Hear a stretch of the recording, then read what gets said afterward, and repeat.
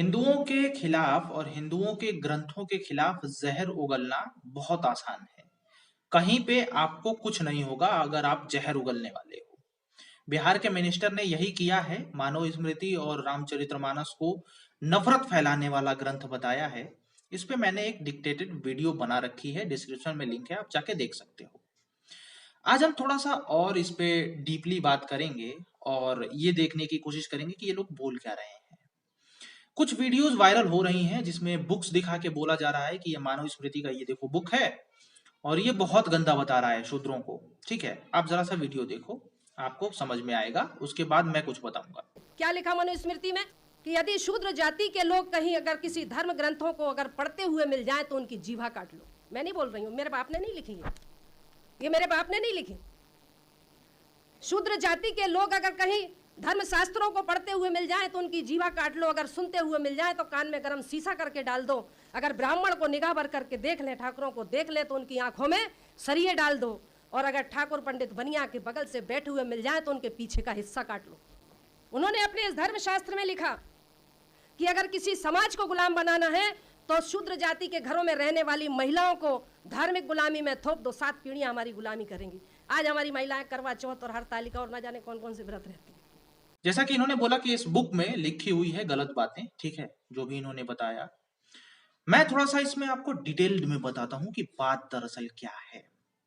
देखो, ये जो भी ये वीडियोस बनाने वाले हैं या फिर जो बोलते हैं, वो एक बुक सामने रखेंगे और उसको पकड़ पकड़ के दिखाएंगे कि भैया इस बुक में ये लिखी है, लेकिन ये लाइन बाय लाइन कभी कोट ही नहीं करेंगे। और यदि कोट करेंगे भी वो बात, तो उसमें कुछ ना कुछ मिस्टेक करवा देंगे या फिर कर देंगे, जिसके द्वारा उस जो लाइन का भाव अलग हो जाएगा और वो आपको दूषित और गलत लाइन लगने लगेगी।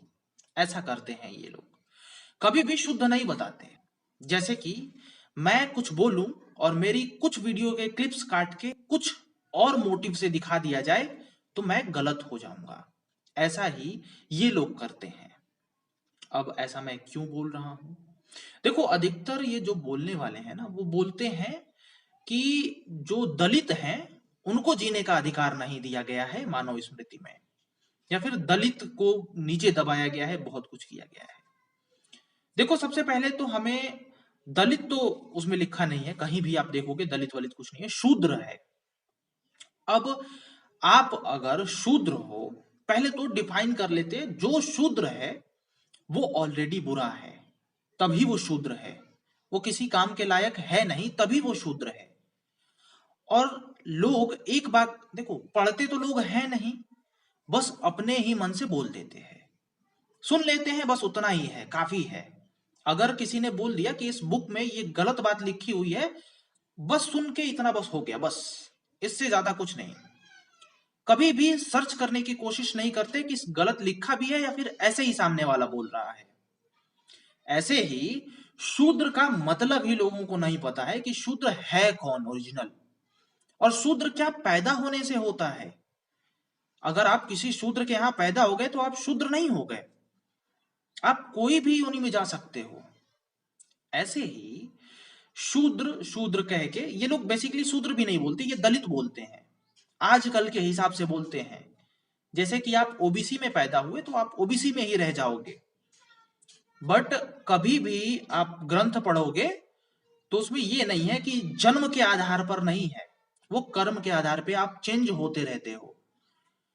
तो जब आप शूद्र हो ना, तो मतलब आप बुरे हो तभी शूद्र हो, और बुरे लोगों के साथ तो बुरा ही होना चाहिए। तो मानव स्मृति अगर शूद्र के साथ बुरा कर रही है तो इसमें कोई दुख की बात नहीं है, अगर आप डीपली पढ़ोगे ना। और एक बात और लास्ट में बता दूं कि भाई देखो, जो जितने भी ग्रंथ है ना आजकल, वो शुद्ध नहीं रहे हैं। जो इन लोगों के जो पिताजी लोग आए थे उधर से भारत में, तो उन लोगों ने ग्रंथों में छेड़खानी की है, ग्रंथों में अपनी चीजें डाल दी हैं ताकि ग्रंथ गंदे हो सकें। बहुत कुछ ऐसा डाला गया है बाहर से, तो वो प्योरिटी नहीं है उसमें, गलत बनाने के लिए उसमें डाला भी बहुत कुछ गया है। आगे मैं वीडियो में कंटिन्यू करूंगा क्या गलत है क्या नहीं है, बट अगर आपको जानना है तो आप पढ़िए, और शूद्र का मतलब समझिए पहले, और ये जानिए कि क्या ये जन्म के आधार पे होता है या कर्म के आधार पे। हमेशा याद रखिए, जो भी होता है ना वो कर्म के आधार पर होता है, जन्म के नहीं।